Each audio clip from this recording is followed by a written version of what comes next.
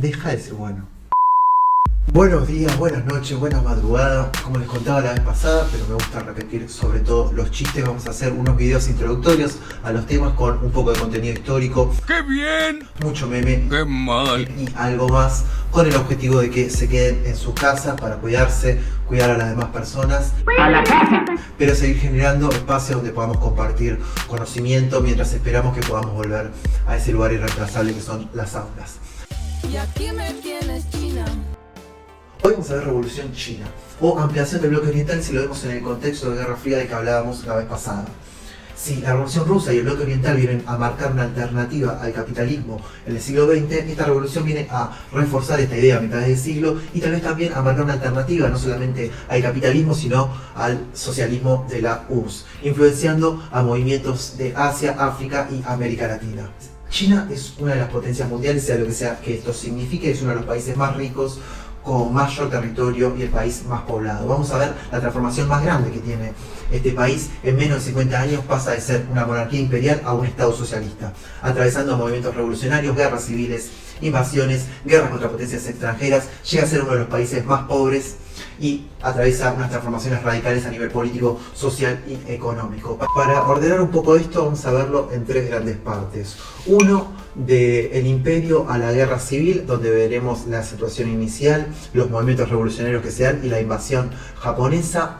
Dos, la revolución de 1949 o la guerra civil china, que es un poco el núcleo de este tema. Y tres, la República Popular China, que es el resultado de esta revolución, y ahí vamos a ver las reformas políticas que se dan, especialmente la Constitución de 1949, las reformas económicas, la reforma agraria y los planes quinquenales, y por último la revolución cultural. Bueno, empecemos. China hace 2000 años había instaurado una monarquía imperial que cambiaba de dinastía en dinastía, la última, la Manchú. A fines del siglo XX empieza a mostrar los problemas que tiene, en parte por la penetración de las potencias occidentales que alteraron sus estructuras históricas y en parte por la evolución interna que cambió las estructuras económicas, políticas y sociales del país, sumado a unas guerras que atraviesa y a las sublevaciones campesinas y rebeliones que se dan.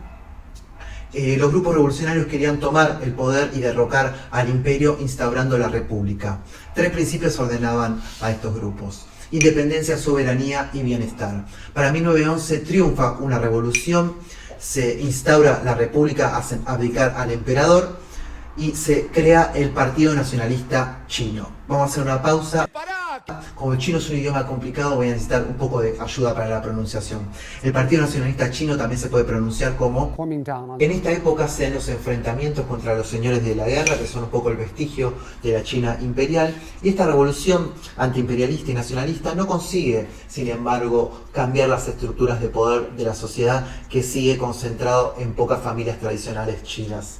Para 1919 se da otro movimiento revolucionario conocido como la Revolución Nacional o el Movimiento 4 de Mayo, encabezado por centenares de miles de estudiantes. Y para 1920 él consigue el poder a partir del apoyo del ejército y la burguesía. Emerge como liderazgo la figura de Chiang Kai-shek. Había dos grandes problemas que tenía el Partido Nacionalista Chino. Por un lado la resistencia comunista y por el otro lado la invasión japonesa. La resistencia comunista es lo que vamos a ver en el punto 2, así que hablemos de la invasión japonesa. Para 1930 Japón inicia un proceso de avance sobre el territorio chino. En 1931 declara el estado de Manchukuo en el actual territorio del norte de China. Cuando Japón llega a Beijing se produce un hecho que es interesante para la historia. Los dos sectores que eran hasta ese entonces antagónicos, enemigos, o sea, los comunistas y nacionalistas, se unen, dejan atrás su pelea para enfrentarse al enemigo externo. Y la guerra contra Japón, la guerra sino-japonesa, dura lo que dura la Segunda Guerra Mundial porque se da en el contexto de esta. O sea, termina con la capitulación de Japón en 1945. Y cuando termina la guerra contra Japón, lo que había sido la resistencia comunista se transforma en guerra civil. La revolución de 1949 es el punto final de la guerra civil china. Y la guerra civil china es el enfrentamiento entre los nacionalistas y los comunistas. Los comunistas estaban influenciados por las ideas de Marx, Lenin y la Revolución Rusa, que ya vieron, pero si no hay otro video. Y la figura central acá es la de... Dice Mao Zedong, que no solamente es difícil de pronunciar, sino que es difícil de escribir. Se escribe así, por lo que lo van a haber traducido así o así. Les dejo una nota del porqué. Lo que me parece importante es que es un gran estratega político y militar. Una frase que tiene característica es: si el enemigo me ataca, retrocedo. Si el enemigo retrocede, lo ataco. Si el enemigo se detiene, lo hostigo. Y si se reagrupa, me disperso. Esta teoría la vamos a ver aplicada en la práctica varias veces. Lo que estaba formando Mao y el Partido Comunista Chino, o PC, es una fuerza de guerrilla en las montañas de obreros y campesinos. Para 1931 funda el Estado Soviético de China. Paremos un poco. Recordemos, en 1931, además del poder del Estado nacionalista del gobierno, estaba el Estado japonés, el Estado manchuco, y este Estado que había declarado el PC chino. O sea, el poder en China era un problema muy grande. Volvamos. Entonces, lo que hace el Partido Nacionalista y Chiang Kai-shek es perseguir al Partido Comunista. Y Mao hace lo que acabamos de ver, que es retroceder, pero lo hace de una forma característica. Son 100.000 hombres y mujeres a lo largo de 10.000 kilómetros, protagonizando la epopeya que se conoce como la Larga Marcha.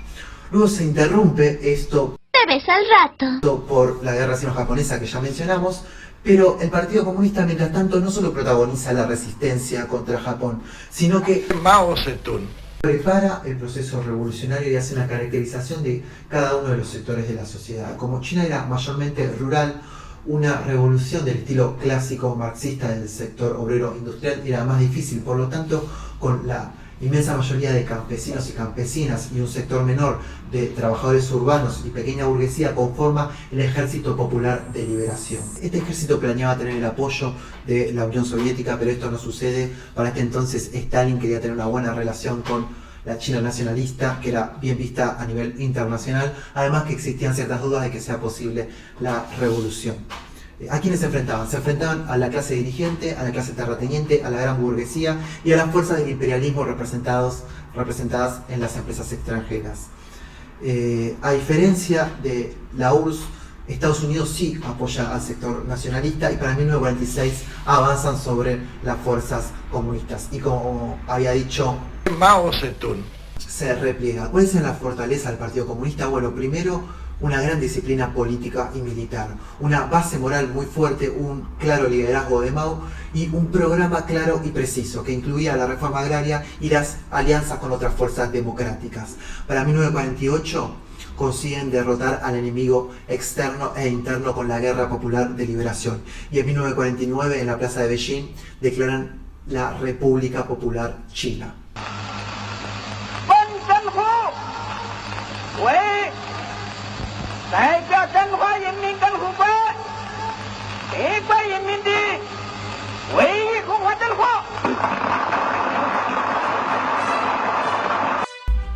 Mientras se declara la República Popular China, Chiang Kai-shek y el Partido Nacionalista se refugian en Taiwán bajo el protectorado de Estados Unidos.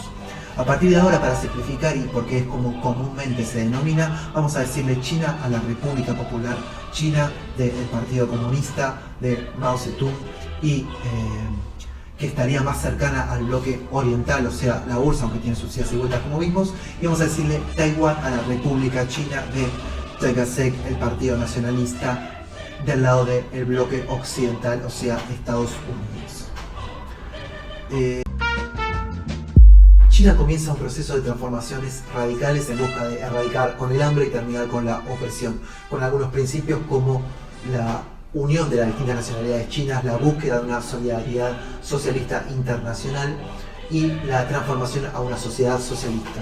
En lo político se dan la Conferencia Consultiva del Pueblo Chino y la Constitución de 1954, que van a marcar varias cosas. Se define un programa, se eligen los representantes, se elige a Mao Zedong. Se adopta el calendario gregoriano, se establece a Beijing como la capital, se elige un himno que estamos escuchando y se declara la dictadura democrática popular, que visto en los ojos de hoy con la experiencia de las últimas dictaduras cívico-militares suena como a un oxímoron. Pero esto viene de una teorización socialista, comunista, donde las democracias son consideradas dictaduras del capital y son necesarias unas dictaduras proletarias que son sinónimos de democracias obreras, en este caso campesinas, para llegar hacia el socialismo. Sea cual sea el caso, vimos cuáles eran los límites de estas democracias populares y también los de las democracias liberales.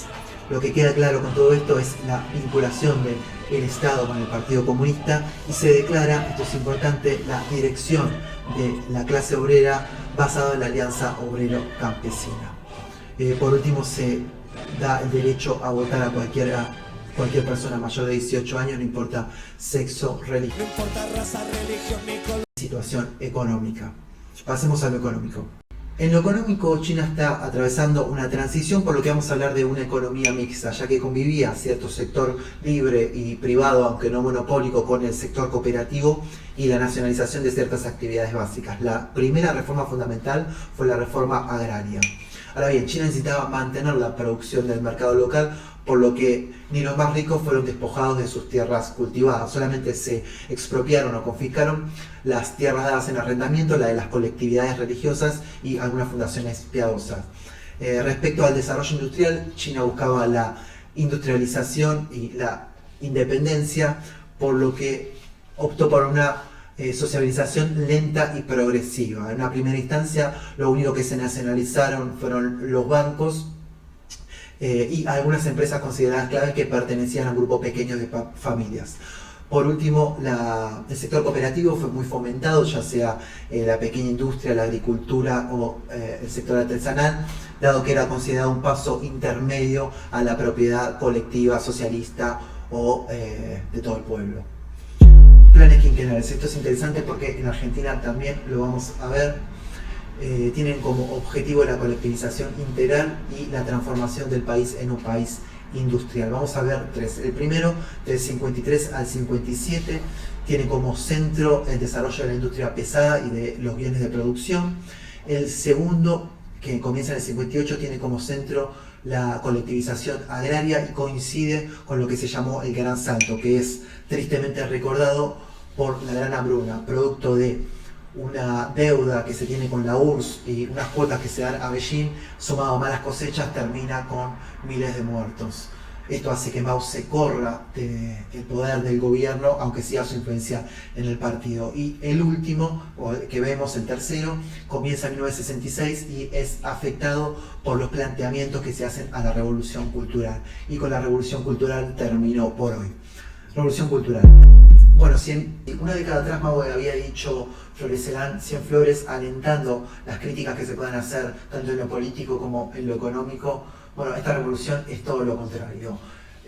Mao se había alejado del poder y China se había acercado a la URSS, a Khrushchev en este caso. Esto fue visto como traición, por lo que se lanza esta revolución como reafirmación ideológica, como consolidación de la vía china al socialismo. Ay, sí, ¿cómo no? Con esta excusa se persiguió a cualquiera que se corriera de los lineamientos considerados revolucionarios. Esto lo sufrieron principalmente los intelectuales considerados burgueses, los medios de comunicación, los artistas y los monjes religiosos. Se creó la Guardia Roja, se repartió el libro rojo de Mao, que eran citas de él.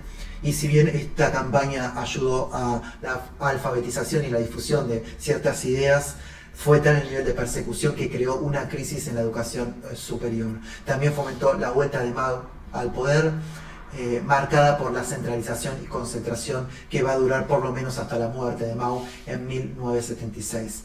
Hasta acá, Revolución China. Bueno, espero que les haya gustado, les haya servido. Otra vez lo hice con mucho cariño hacia ustedes y mucha dedicación. Aquí te tengo tu cariñito. Les dejo un par de actividades, así seguimos en contacto de alguna forma virtual. Nos vemos. Declaran la República Popular China. Bien. Entonces Stalin quería tener una buena relación. ¿Qué tanto ruido vas a hacer?